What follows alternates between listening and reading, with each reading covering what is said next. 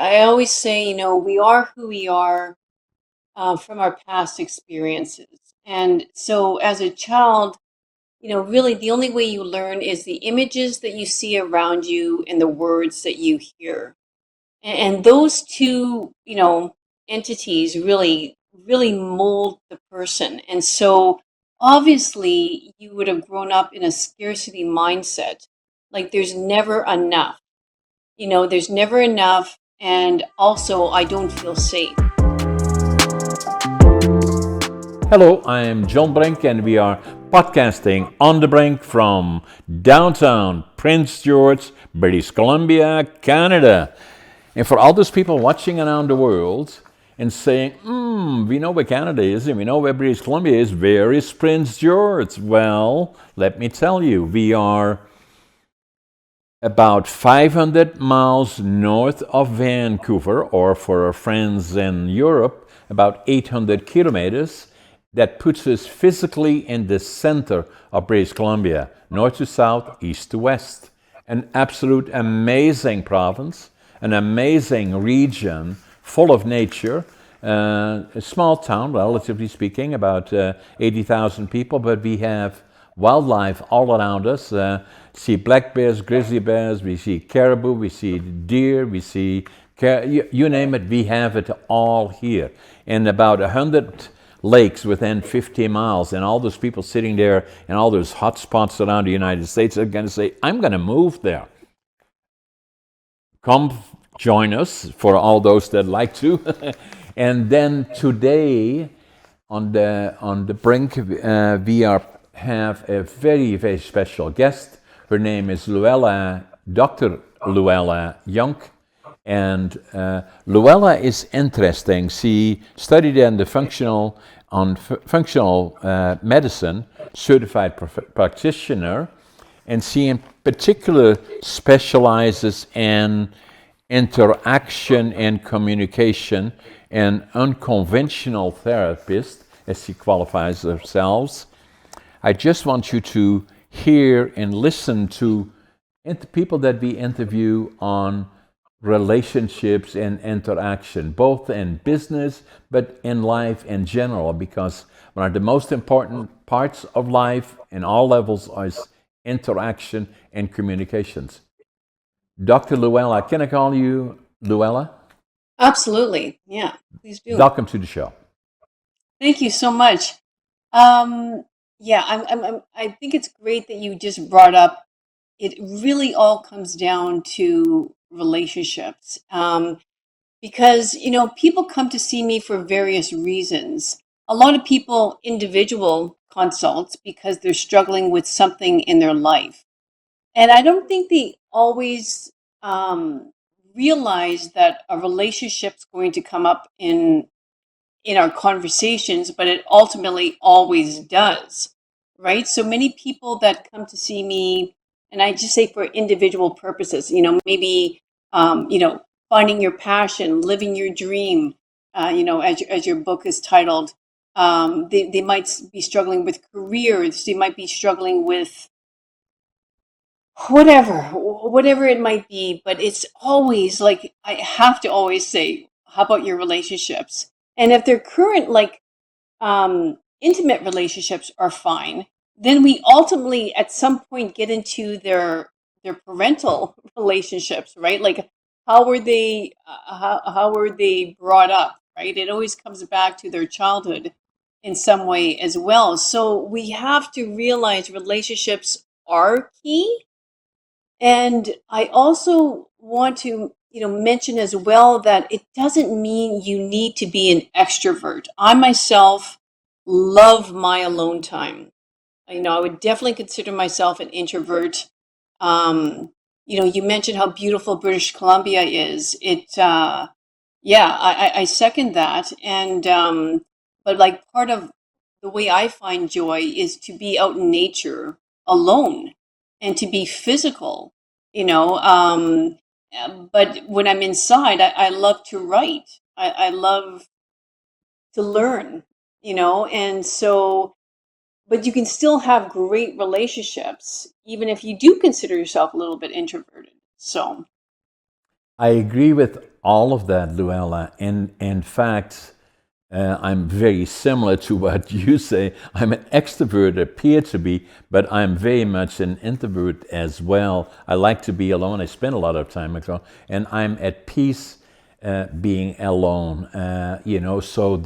And in terms of relationships, correct me if I'm wrong, you've done this for more than 25 years and obviously have seen all situations all over the place. Is that the first thing that is very, very critical to somebody is that to find that relationship with themselves and be at peace with who you are. And it took me a long, long time to get there. Not until, and we'll probably talk about that. I'm nearly 84, and it probably took me till I was 62 when I got diagnosed with ADHD, until I understood that who am I? And then from that point forward, I started unfolding my world and then became an author, as you already noted. And I'm working on my sixth book, actually. I've written Wow. four. I'm working on my fifth one and sixth one. And then obviously I'm a speaker and on-demand keynote speaker. And then I love podcasting. And so Yeah. because it's the new media that there we are sitting here. Where are you located now, Luella? Winnipeg. You are in Winnipeg. Winnipeg, in Yeah. Canada, obviously, Yeah. but quite a ways away from where we are in central British Columbia. And there we are sitting having this discussion. And as we do that, we know already that we have tens of thousands of people from around the world watching us.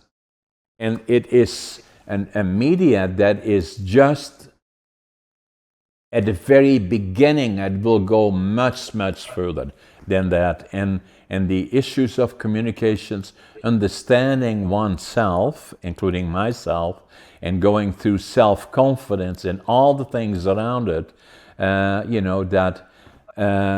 is very, very common around the world. And I love what you are doing, is because with the expertise that you have, and then now also, as you say in your bio, that you started, your podcasting a while ago. I can see you're at 130 or so, but Yeah. mixing business with pleasure, but finding that media for you and me in particular, of sharing with others the things that we have learned through experience and from our backgrounds, it's hugely important for people, not only here, not regionally, not in our country, not in North America, but around the world. There is a desperate need for this. Yeah. Well, I mean, I'm the same way. I'm in love with podcasting. In fact, if I don't know if I could choose, I'd probably do this only, rather than seeing clients sometimes. But like, I mean, I find a lot of joy in both, and I think the reason why I find a lot of joy in both, like first of all, with podcasting, it's free information. Like, I mean, I myself listen to so many podcasts, and I'm just like, oh my god, this is so amazing. I can be hiking, I can be biking, I can be listening to this, I can be driving. It's like I don't even listen to audiobooks anymore, because it's amazing. And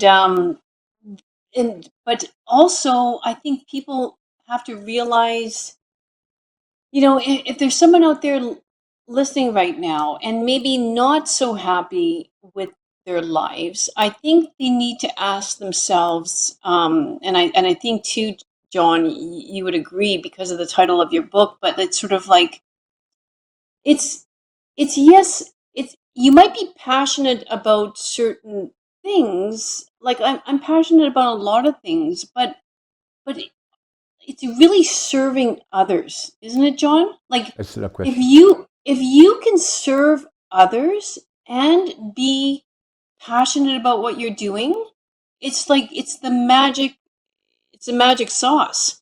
Um and like, because I think that is truly what brings you happiness. And then if people are struggling, with depression or anxiety right now, and they're kind of going, why do I feel this way? Just like actually stop and ask yourself, like, are you on some sort of me narrative?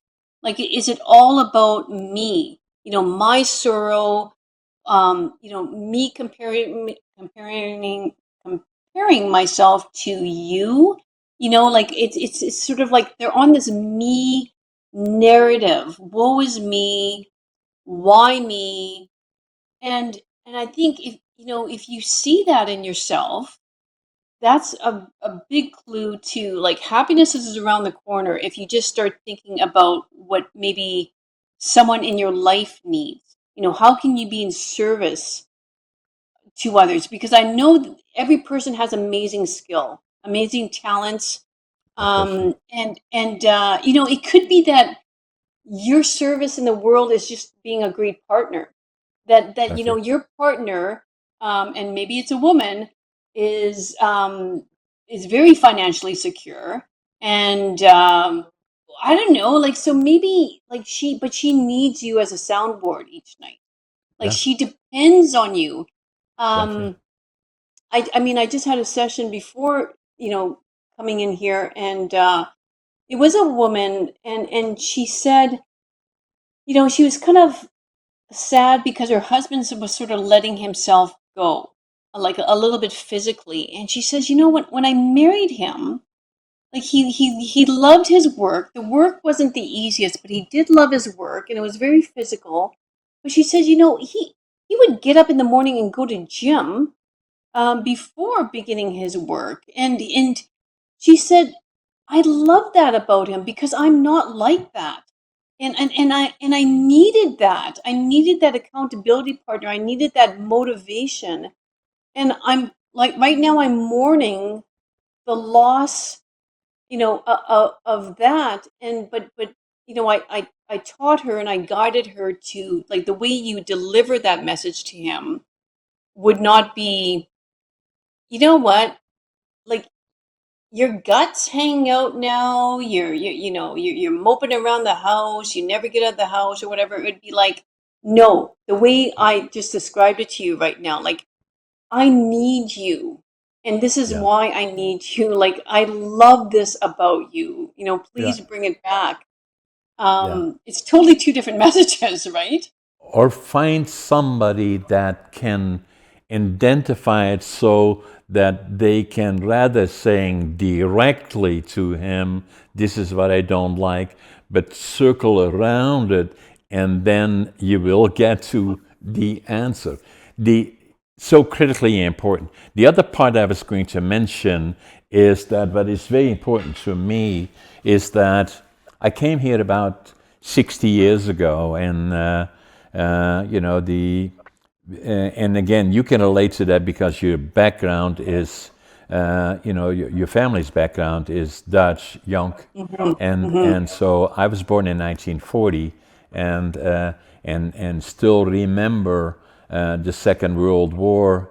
Mm. Right from the time I was 3.5, 4 years old, and hundreds of planes overhead. My dad was drafted into the the Dutch Army in April of 1940. They were married in 1938. They were in love. He had a career, and they very quickly had a son and then a daughter. And I came behind. I was married. I was born November the 1st, 1940. But they were in love, and then all of a sudden everything changed, and their world changed. The dictator Adolf Hitler invaded Holland, and everything changed. Everything changed. Yeah. And then I was born in November, but I still remember all the Allied planes, over hundreds of planes in the air, and I still hear the sound of it. You will never hear it again like that. And then I remember the winter of 1944-45 was the hunger winter, and they had cut off all the food, and I remember to go with my brother and sister. We would go with gunny sacks into the railroad yards every morning and pick up anything edible and burnable. And a lot of young people died and older people died because of cold and lack of food. I can still feel the hunger. And then, but we were liberated by the Canadians, April the 12th, 1945. And I was so impressed by it, saw far too much we shouldn't have seen, even during because I was born in Groningen, the northeastern part of Holland, Yeah. about 10, 15 minutes from the German border.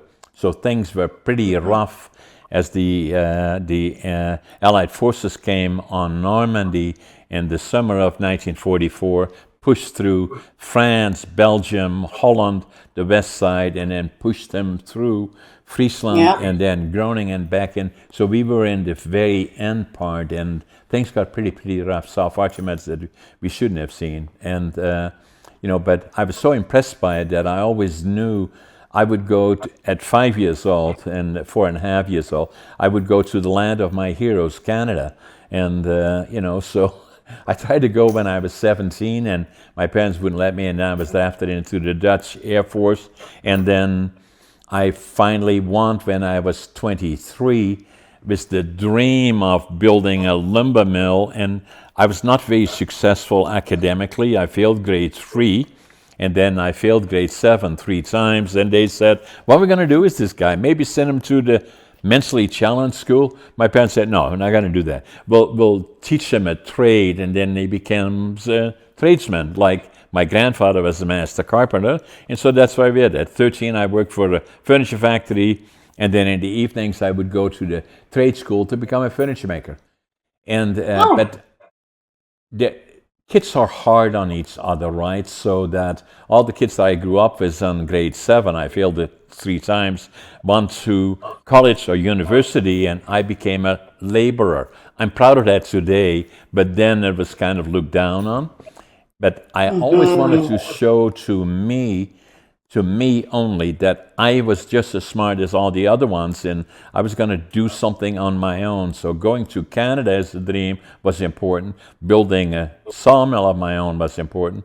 But when I left for Canada, I couldn't speak the language, didn't know a soul, didn't have a job. I flew into Montreal, took the train across Canada, as you well know, 4 days, 5 nights. And then when I came to Vancouver, went to the immigration office and told, I could speak the language, so fortunately there was a German fellow, I could speak some German, and I told him that I wanted to build a lumber mill. He said, go to Prince George, that's a boom town, that's where the lumber mills are and the opportunities, and so that's what I did. So I came off the bus here, I can still see it close by here, about 3 blocks away, with my suitcase, 3 books, 2 sets of clothes, and I counted my money at least 3 times. I had exactly $25.47. Oh my God. Yeah. But what I had lots of is attitude, is that no matter how tough things are, I know tomorrow is going to be a better day. And I had that already when I was young. The second one is passion. Whatever I do, I give it 125% every time. And then the other one I had is work ethic. I work harder than anybody. I get up in the morning at 5:30. I always make my bed, and I'm always in a hurry. I always think I'm late. And then, so that's kind of how I started here from the bottom as a cleanup man, lumber pile, and very quickly I became a supervisor, then a superintendent, and within 2.5 years, I had part ownership of a lumber mill, and then I started the company that I have today, the Brink group of companies. I don't want to talk about my success, but it became fairly successful, but I still didn't feel that way. That even when people said, "Oh, you're so successful," I didn't feel that way, and I was an introvert. I was not very good communicating, other than inside my own circle, and it took me arriving here at in 1965, July 65. It took me till 1990. Nearly 25 years before I started dealing with the issue of communications, and by circumstances, somebody, an ex-sister-in-law, actually dragged me to a place and said, "Why don't you come with me to Toastmasters?" I said, "What is that all about?" He said, well, it's communications. And, and I said, is anybody going to ask me any questions? He said, no.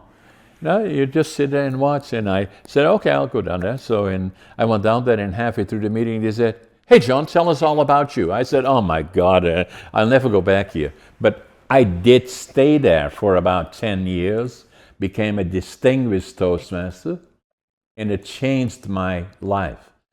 Wow. The other part that happened to me, and that was about self-confidence, precisely the issues that you talk about, is that the other part that affected me is that in 1997, I was here already 32 years.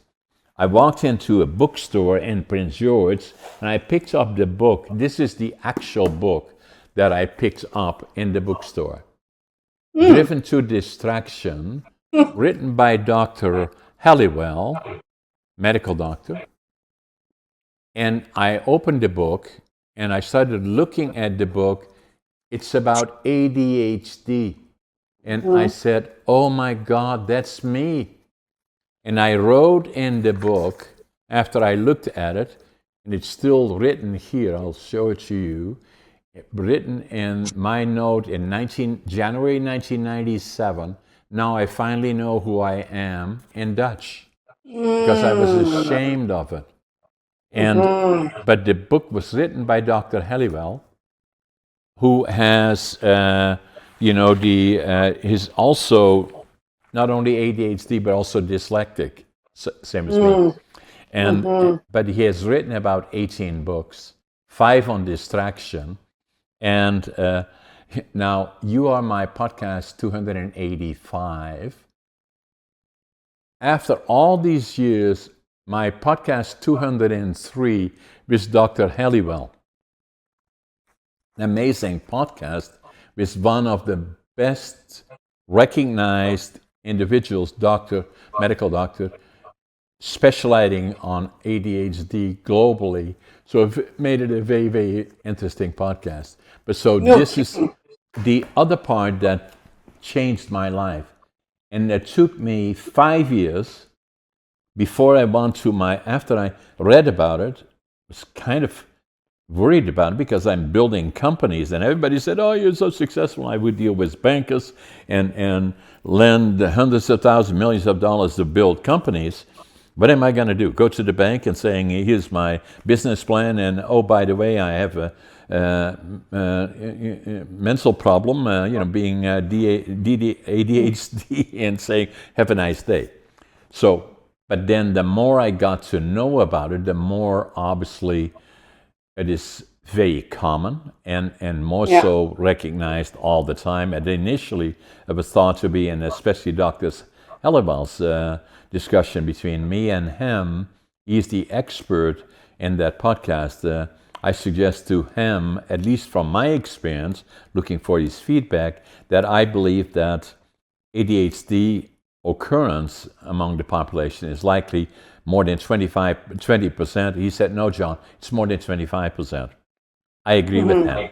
And then the other thing that I had found is that among successful, and the operative is successful, entrepreneurs and CEOs, I suggested to Dr. Halliwell that from my experience, I believe the frequency of occurrence in that group is probably 50%. He said, no, John, 75% or more. And I agree with them. 100%. So, with all those elements, it took me, and that's why I said it took me virtually, Luella, 50 years from the time I was 13, wondering why I was different than my friends that went to college and university, until I kind of put all the pieces together. But already was successful here, building my lumber companies, but always had that question inside of me until I got diagnosed 5 years after reading the book, 1997, and walked into my doctor's office that was a personal friend, but also had delivered our 2 daughters. And he said to me, why are you here, John? I said, I think I got ADHD. And we checked out, and I do. And But it was not until then that I started reconciling as to who am I, and Mm-hmm. starting putting those pieces together. And then already for a long time, people had said to me, my God, I was already doing quite a bit of speaking, more and more as I was in Toastmasters from 1990 to 97, became a keynote presenter and started building confidence there. But also people saying to me, you should write a book about all the things. Well, writing books, as you know, is not easy. So I stopped, I started, I stopped, I stopped. It was about 5, 6, 7, 8 years ago that I said, if I don't do it now, it will never happen. So I wrote, the first book that I wrote is this one, Against All Mm-hmm. Odds. And it's not about, hurrah, hurrah, how successful John is. It's just the opposite. It's going through all the ups and downs that are Mm-hmm. important. And then the other one that I did, and I just wanted to show that to you, is that I felt so strongly about ADHD, I had to write a book about it and share Mm-hmm. with other people about my Mm-hmm. experience and at least from my perspective as to what it is and how you can make it work for you. I call it a superpower. Oh, for And sure. and so a lot of people say to me, "How do you do all the things that you're doing?" I said, "It's ADHD." Yeah. Yeah. No, it's interesting you bring this up too, because the same client, the woman that I was speaking about, she owns her own business. And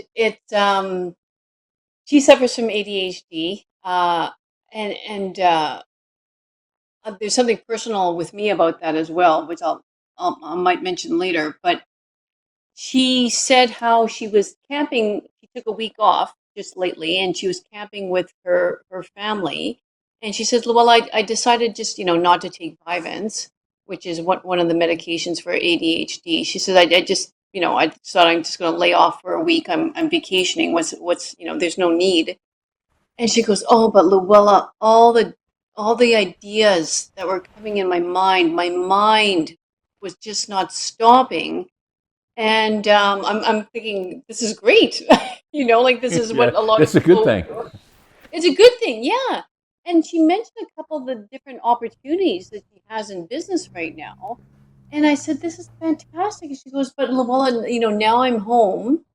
And I need to make some decisions, and I feel just overwhelmed. And I sort of gave her the steps of how you can begin to do that now. Because I myself too, John. I mean, I was diagnosed like borderline in January just of this year, because I kept on having these clients come to me all kind of saying I must have AD, like adults, I must have ADHD, and I'm just like, oh my god, people, like, no, it's just it's all the online distraction. It's like the world moving 2,000 like whatever like beats per minute. Like it's just sort of it's all of that. Please do not just jump on medication. Get properly diagnosed. But then it really started making me think like I think I have the same thing, Yeah. because John, I'm the same way. Like I have thousands of different business ideas coming to me all the time. And it's a curse and a gift at the same time, right? It truly is. But you know what? I call them workarounds. Like, I personally do not take any medication, because I did try actually Vyvanse myself, and it had strange side effects. And I just thought, I don't want to done this. Like, I don't. But for some people, I think it is a game changer for them. So, if you are one of those people and you really see the difference, you know, my God, go for it. Um, I John, you want to say something? Yeah. Yeah. So what I was going to say is that I don't take medicine either for it. At one Okay. point, I forget now when it was, 2003 or something like that, about 20 years ago, I said to my doc, "You think I should take medicine because everybody else is Yeah. talking about the?" Yeah. So he said, "Well, we can try Adderall," and I have no idea what it is. So so he got me a prescription for 100 pills Adderall in 2003. So I took them with me, and I think I took 3 pills, and they didn't do nothing for me. So they're still in my drawer. I look at it as 2003, so I don't take anything. But obviously, I'm not a medical doctor, or I don't give advice. I simply say what I do. I don't use Yeah. it, and I look at it not as a liability. I look at it as an asset, and Yeah. I know I could not have done what I do if it were Yeah. not for that. And Yeah. it's not a distraction. It is, in my opinion, potentially a superpower if you know what to do with it. Hence, that's why I wrote the book about it. Now, the other one, I just want to, for your client that said that they were too old for whatever, I have to show you one more book. I don't want to be you in my books, but this is the last one that I wrote. It just came out less than a week ago. Is Living Young, Dying Old, and that is me at 83, 84. So what I say is that you can do anything. Everything is possible. Yeah. Yeah. And so that to me is important. And I'm going to send you copies of this, of all 3 or 4 of those books, and I'll sign them for you. Oh, wonderful. Thank you. Because I have a mother that's turned 85 last week. And, and unfortunately, she broke her hip in January. And so Oof. she's, yeah, recuperating. And she has a bit of a, it's hard some days, right? She's not, she was very active, and she has her limitations right now. And, yeah, no, I want to give her that book, because I think it's easy to sort of somehow get down on yourself, right? And saying, "Oh, I am getting old," but it's mind over matter, right? All the time. I'm Yeah. going to be 84, Luella, in November. I'm still Okay. very, very Yeah. active. I go to the gym. I'm the Yes. oldest competitive bodybuilder in North America. And Wow. yes, Congratulations. yeah, Yeah. and there are some videos of me that are on johnabrink.com and on some of the other media, Mm-hmm. where I'm staying active. But everything is possible, and but for me, what's important, and that's the point that I was going to make to you, is that it took me till I was 62 years old when I got diagnosed as with ADHD officially. Yeah. I already knew Yeah. that I was when I saw this book and read that Yeah. book, and until I put it all together in terms of, and so I started then really as becoming much more active in public speaking, becoming much more active in terms of knowing me. Yeah. And Yeah. that's why I Yeah. say it is so important that I cannot help others unless I understand me. And then once Yes. I understand me and then started realizing how common all of this is and the challenges that others have, and then wanting to give back in a way, then speaking about the things that, not drawing attention to who I am, but just as saying that if I can do it, virtually anybody can do it. Coming out of the Second World War, struggling with the inner child. For one, it took me till I was well into my 50s in counseling, where we had some issues between myself, my then still in the early stages with my wife, and then we went to counseling. And then the counselor during one of the meetings said, I think I want to have a discussion with John alone about the inner child. And then we both agreed, my wife and myself, and because I didn't even know what it was until I Yeah. So recognized that. important. And you're very, very familiar with all of that. So when I came out of the Second World War, with that part, then seeing far too much that I shouldn't have seen. PTSD was part of it and remained part of it. And then also within the family, and a lot of families that were exposed to the war years and everything, that a lot of people respectfully may think that if there is war, after the war is over, everything goes back to normal. It simply doesn't. It may Mhm. take a generation, it may take several generations, and in some Yeah. cases, virtually never, right? Yeah, 100%. I always say, we are who we are from our past experiences. And so as a child, really the only way you learn is the images that you see around you and the words that you hear. And those two, entities really mold the person. And so obviously you would have grown up in a scarcity mindset. Like there's never enough. There's never enough. And also I don't feel safe because I mean, and like, yeah. And so, but bringing it again back to ADHD, I just one other thing I want to say that it sometimes it saddens me that people have to hear a diagnosis before they realize they can give themselves permission to be who they are. Because really, John, when you think of it, it was almost like a salvation in a way when you receive that diagnosis. It's sort of like, oh my God, there's a reason why I am or I behave the way I am. And you know what? The other thing, it's okay to be who I am and act the way I am.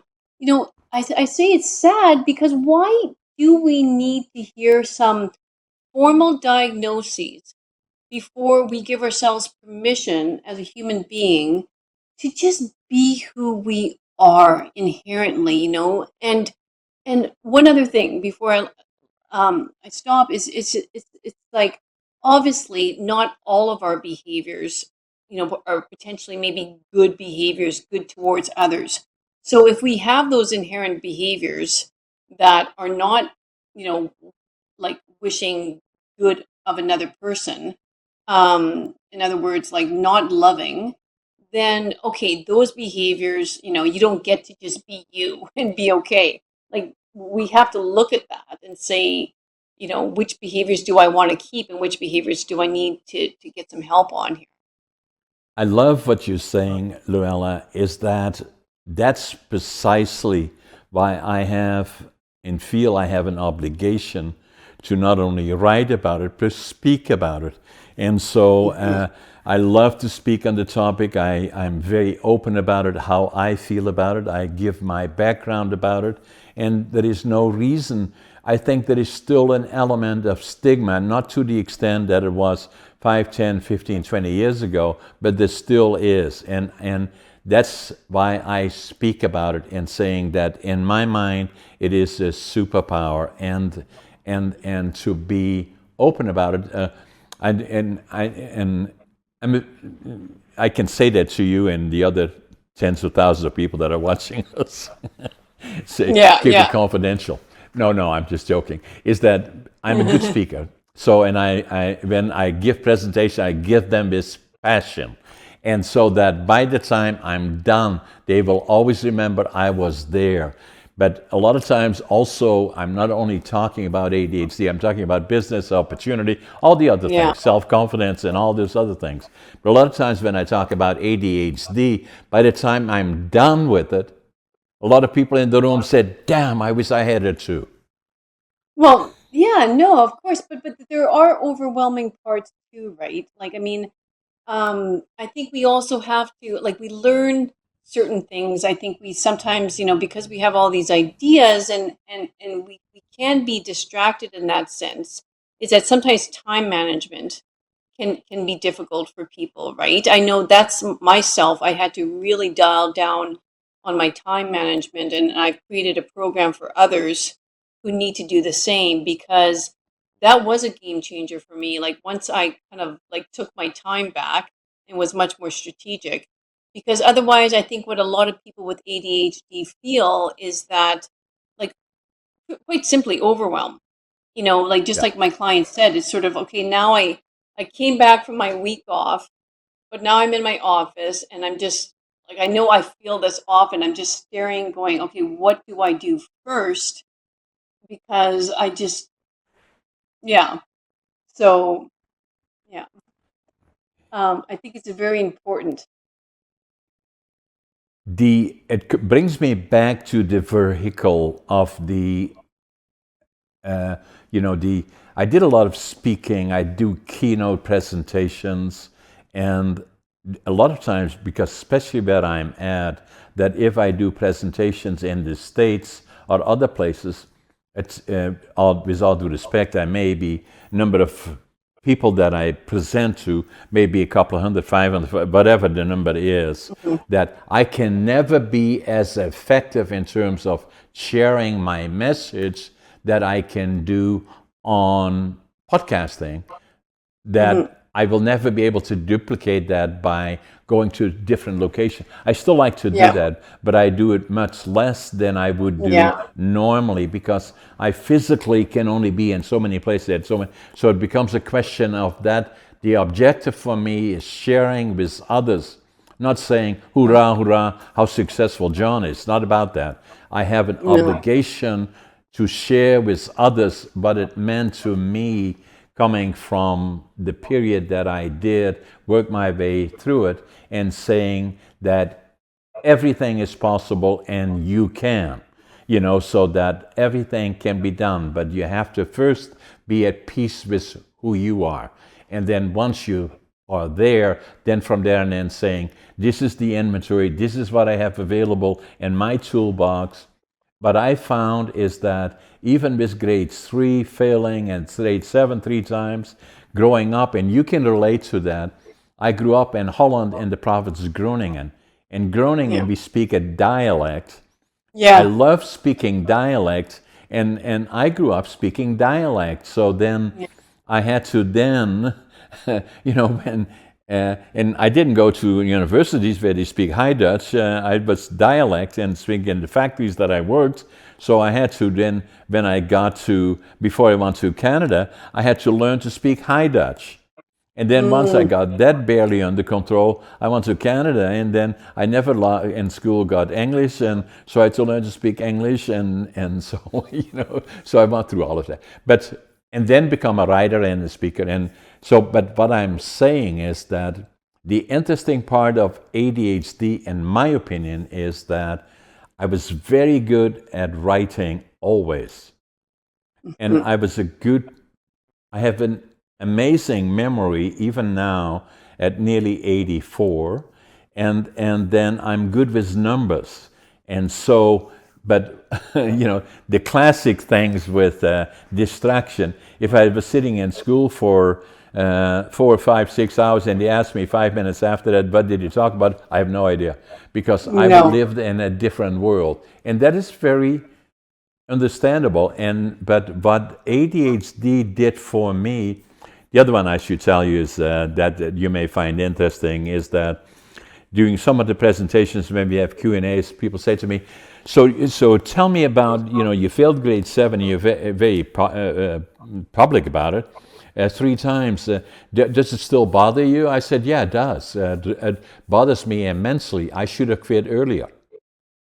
Yeah. Exactly. Yeah. So just tongue Yeah. in cheek. So Yeah. what I'm saying is Yeah. my learning school was different than others. And but Yeah. what it has Yeah. done is make me successful in business, very Yeah. successful, more than others. And I Yeah. have the ability to look forward and plan forward that other people don't do. The other part is, with all due respect to my fellows that have university degrees and have taught about management of companies, uh, I've done my own, and what I usually do when I'm involved in other places where there is a lot of people that are professionals in those areas, I make them feel uncomfortable because I always go outside the box and say, what happens if we do this, that, and the other things? That's one of the things that I have, and that has served me well, and in Yeah. my businesses, and obviously in some of the other things that I do. Yeah, that's what I mean. Like we all have hidden talents that, we need to celebrate ourselves a lot more and give ourselves grace, give ourselves credit. just before this episode too, I had a couple of clients, um, even though I know it's earlier there for you in BC, but it was a man, and he's very good in business. It has nothing to do with ADHD, but like, talk about your inner child. Like, he had to leave his family at 15. Like, he's a young man, he's only 35 or whatever, but like, just circumstances, he needed to leave. And he did what he needed to do to become financially secure, right? So he basically, kind of like what you said too, you put your head down and you laugh at fear, and you just go forward, because he had to feel safe. He had to be financially secure because no one else was going to take care of him. Just like Yeah. what you did when you arrived in Montreal. It's sort of like, I'm going to ask thousands of questions, and I'm just going to, go forward and not look back. And by the way, my dad did the same thing also at 25, but that's another story that I can share with you later. But in other words, but he struggles right now, and it's more, um, he's like a man that's very emotional. A lot of people think that, men aren't emotional. And in fact, it's like one of the number one complaints women come to me with, that they're not emotional.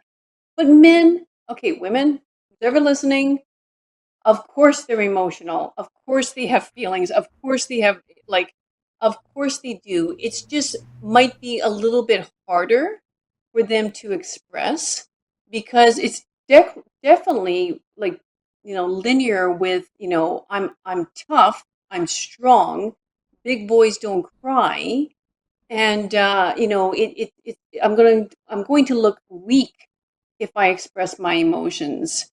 Um, and it's funny, in this guy's case, he's a little bit the opposite. He expresses his emotions, his sadness, his needs very easily.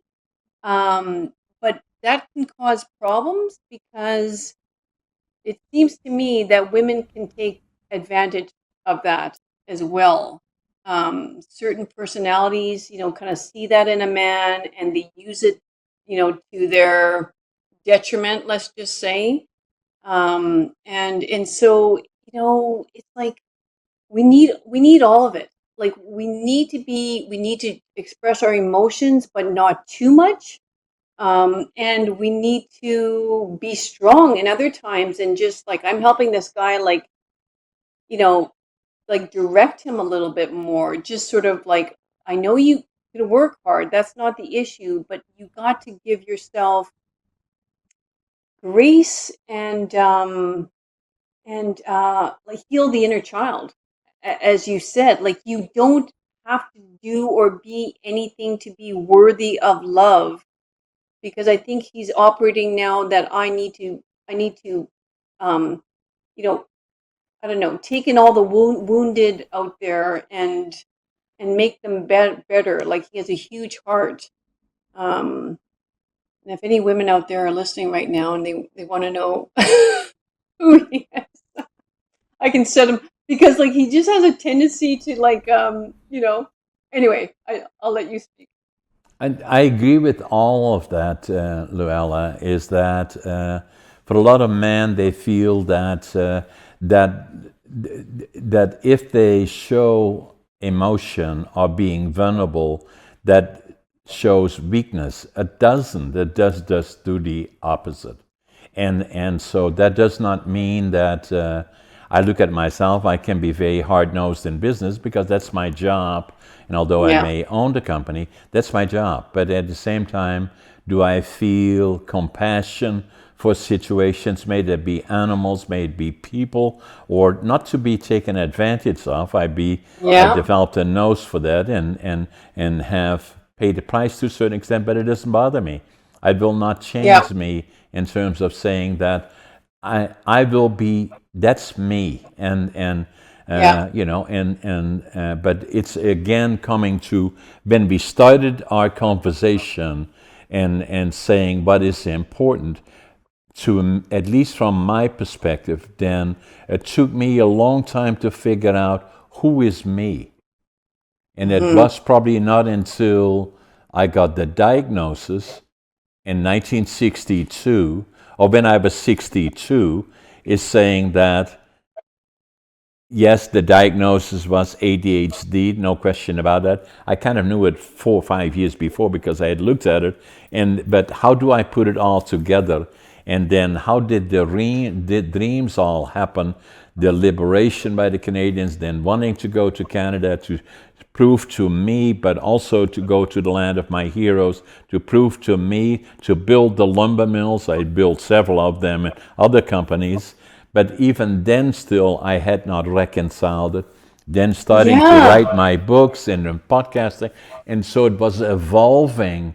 Yeah. So when I'm saying to people that say to me, "Well, I'm too old for that. I can't do that." Well, look at this one. Yeah. Saying that everything is possible. And so what I'm looking at now is being very active on podcasting and looking even at potentially starting a platform. Oh, wonderful. Gee, yeah, I'll have to follow you because no, I just I love it. Your zest for life and for that light is not dimming anytime soon. And I think your message is very, very important that anybody can do it at any time of their life. It's never ever too late. And but John, you probably realize that had you kind of healed that inner child even earlier, like I mean, it's sort of given yourself, I say, forgiveness, grace, for being who you are, and you don't need to do it in this prove it sort of energy. You don't need to prove anything, No, in your life. You're no, doing it just simply for the good of others, for your family, for your welfare. But I mean, in a very humanitarian, way as well, respecting the environment and like I mean, you mentioned animals, but I'm sure you also live in accordance to your values, meaning that you have employees, you're running, one business, multi businesses, but you have compassion for your employees. You treat people well. Um, are you still in your marriage? Like how? oh yeah, yeah. I've been Like so? married for well over 40 years, and Well, so look actually, at what I that. do, you can relate to that because you're in Winnipeg. So I'm in Prince George. So usually, what I do Friday afternoon today, I go to at 1:30 or so. I fly to directly to Victoria. We have a place in North Saanich, and we have a Wow. farm there, and we have 7 horses. Both my wife, myself, ride English dressage, and then it gives me an opportunity to kind of work on projects like books and other things that I'm Yeah. doing, and so really enjoy life, and yeah, that works good. But the thing that I believe is important to me is that not for the purpose of proving to anybody else, but I'm at peace with who I am, Yeah. and that and I'm at peace with that I was not as successful in academically, but all but it makes it interesting for others to say, well, I hear that so often, I can't do this because of that or this or that, and I said, no, you can do anything you want to do, but you have to first come at peace with who are you. And that does Mhm. not mean I don't have university degrees, so therefore I no, or I'm too heavy, or I weigh too much, and I'm not going to go to the gym because all the people that are there are 20 years old, and I'm already 48, and don't look good. And I said, no, no, Yeah. no, no, Yeah. so not Yeah. necessary because I want to live till I'm 120. Good. Oh, wow. Well, I'm definitely like speaking with you again then, because no, you're right. Like I mean, we can all we can always be better, but like I mean, the way we are right now is just perfect. And I love what you said there. I just accepting who I am without all, the accolades is enough. Like for myself too, John, like, did I need all these certifications and degrees to actually be doing the work I'm doing right now really well? No. Everything I learn is really from working with people, Okay. and understanding how people behave. And so, no, I mean, we can so easily get down on ourselves, but you guys, everybody, I'll let you know that before I go, like, as a therapist, I hear all different stories, and everyone's story is important, and there is suffering in the world, but there's also a lot of joy, and there's still a lot No of question. joy for you to come, you I know? agree. Yeah. So, Now, I'm squeezing you for time because I promised you I would let you out and we are already 3 minutes over. So I can say, Luella, this was Dr. Luella Young. This was an amazing conversation. We have to stay in touch. I'm going to send you my 4 books. I'm going to sign them for mhm. you. And for all those people watching us, and Luella on her podcast, and the name of it is Mixing Business with Pleasure, for us to have these interesting conversations around the world with different people. Subscribe to our podcast, Mhm. share it with others, like it, Mhm. comment on our podcast, and we'll have many, many more podcasts like this and other topics. Yeah, 100%. Luella, Dr. Luella Young, it was a pleasure. Let's make sure we stay in touch. 100%. I will definitely do that, my fellow Dutchman. Yeah. Thanks, Luella. Take care. Okay, you too. Ja, tot Bye. ziens.